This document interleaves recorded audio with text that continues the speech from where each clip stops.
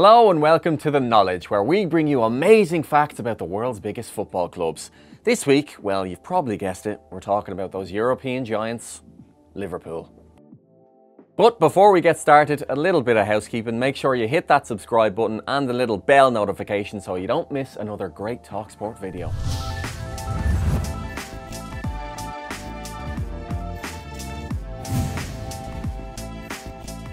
Let's start with Bill and Bob, two managers who created the Liverpool legend, Bill Shankly and Bob Paisley.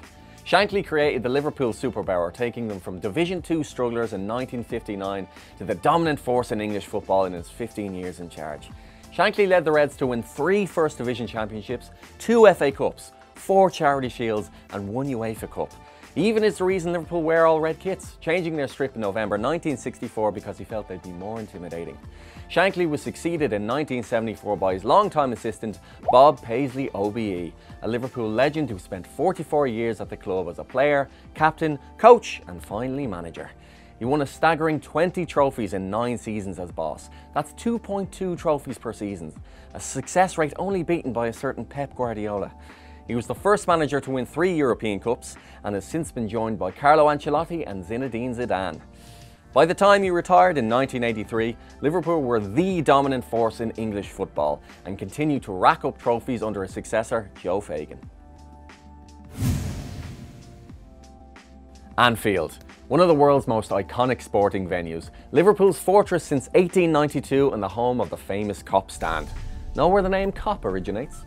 Well, journalists in the early 1900s thought the fans stood on stands resembled Boer War soldiers stood on a hill in the Battle of Spion-Kop in 1900. Liverpool's own Kop Stand had an iron cantilever roof installed in 1928, which acted as an amplifier for the deafening roar of the Anfield faithful. The original Kop was knocked down and rebuilt in 1994, but the incredible atmosphere still continues to this day. Stevie G, regularly voted the greatest Liverpool player of all time. A Scouser, Reds fan, signed to the academy aged 9, went on to become captain with 710 appearances, 186 goals, 2 FA Cups, 3 League Cups, 1 UEFA Cup and 1 incredible Champions League. But his career nearly ended before it started. Playing footy with his mates, Stevie G tried to kick a ball out of a hedge and a garden fork went through his big toe. Doctors wanted to amputate in case of tetanus, but Liverpool treated it instead, and thank God they did. Can you imagine an FA Cup without his incredible equaliser, now known as the Stevie G final? Or his inch-perfect header against Milan that kick-started the miracle in Istanbul? Neither can I. The fictional liver bird has been a symbol of the borough of Liverpool since 1207, thanks to a decree from King John. It's an imaginary cross between an eagle, which was King John's symbol, and a cormorant, which were once common around Liverpool. It's been on Liverpool's badge since the club was started in 1892. The emblem initially also had the Roman and Greek gods of the sea, Neptune and Triton, but that was changed in 1953 so the liver bird stands alone. Speaking of which... You'll never walk alone is the Liverpool anthem. Spine-tingling renditions have carried the team to success on many occasions. Liverpool fans were known for singing the then current pop tunes on the terraces back in the 1960s, as Anfield was one of the first UK grounds to have its own DJ. The song originates in 1945 from a Rodgers and Hammerstein musical called Carousel, but was then covered by Jerry and the Pacemakers when it reached the top 10 just before a home match against West Brom on October 1963. Historians believe that this was the very first time fans sang along to the tune at Anfield. The song spent 4 weeks at #1 and 10 weeks inside the top 10, but fans kept on singing it long after it fell out of the charts altogether. Kenny Dalglish is Liverpool.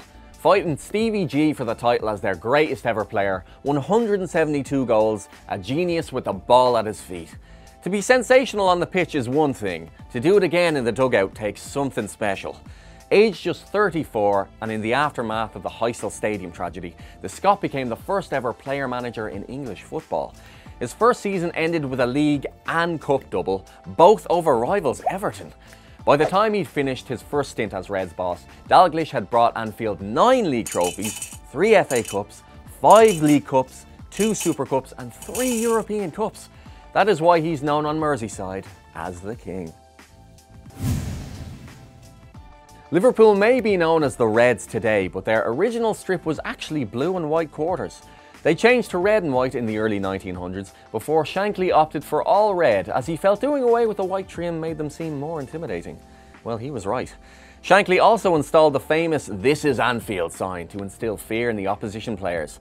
Current Liverpool players are forbidden to touch the sign by coach Jurgen Klopp until the club wins a trophy. Well, good news lads, you got one now, so get your fill. The first ever game shown on Match of the Day was Liverpool v Arsenal in August 1964. Wow, Gary Lineker was still in nappies at that stage. Liverpool also featured in the first ever game televised in colour when they took on West Ham in November 1969. Liverpool have been involved in 4 English record transfers. Keegan to Hamburg for £500,000, Rush to Juventus for £3.2 million, Collymore from Forest for £8.5 million, and most recently Coutinho to Barcelona for £105 million. That's some serious inflation. Liverpool finished 8th in their first season back in the top division in 1963 after being promoted. They have never finished lower than 8th since then.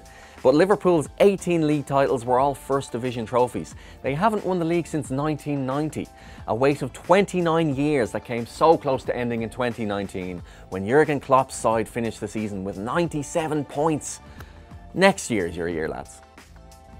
That marks the end of this episode of The Knowledge. Hopefully you've learned a thing or two that you can impress your mates with.